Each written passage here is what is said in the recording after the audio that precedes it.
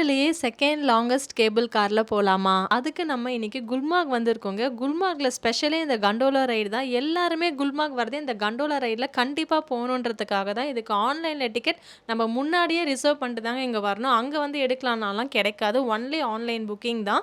First floor, ground floor எல்லாமே வந்து ஃபுல்லாக இருந்துச்சு. இதுக்கும் நாங்கள் ஆஃப்டர்நூன் போல் தான் வந்திருந்தோம். அதுக்கே அவ்வளோ கூட்டமாக வந்து இருந்துச்சுங்க. நாங்க 2 பேரும் காஷ்மீர் வந்ததுலேருந்து அப்படி ஊதி ஊதி பார்க்குறோம். வாயில புகையே வரல. ஃபர்ஸ்ட் டைம் இந்த குல்மார்க்ல தான் வந்து வந்துச்சு. அதுதான் ஒரே சிரிப்பா வந்து இருந்துச்சுங்க. அப்போ கூட என் வாயிலேருந்து வரல. ராஜேஷ் வாயிலேருந்து மட்டும் தான் வந்து வந்துச்சு. ஒரு வழியா எங்களுக்கான கேபிள் காரும் வந்துடுச்சு. அதில் ஏறி செட்டில் ஆனதுமே அவ்வளோ ஒரு ஹாப்பி. கொஞ்சம் லைட்டா பயமாவும் வந்து இருந்துச்சு.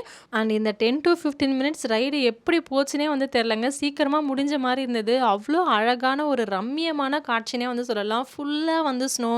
அந்த ட்ரீஸ்ல எல்லாமே ஸ்னோஸ் கொஞ்சம் கொஞ்சம் வந்து இருக்கு. ஏதா பறவைகள் வந்து லைட்டா ஷேக் பண்ணா அந்த ஸ்னோஸ் வந்து கொட்டுறது, அதெல்லாம் அங்க போய் பார்த்து எக்ஸ்பீரியன்ஸ் பண்ணாதாங்க அந்த இயற்கையோட அழக வந்து நம்ம ரசிக்க முடியும். நான் என்னதான் இங்க சொன்னாலும், அங்க நீங்க ஒரு வாட்டி போய் எக்ஸ்பீரியன்ஸ் பண்ணா தான் அதோட ஹாப்பினஸ் வந்து உங்களுக்கு ஃபுல்லஸ்ட்டா வந்து கிடைக்கும்.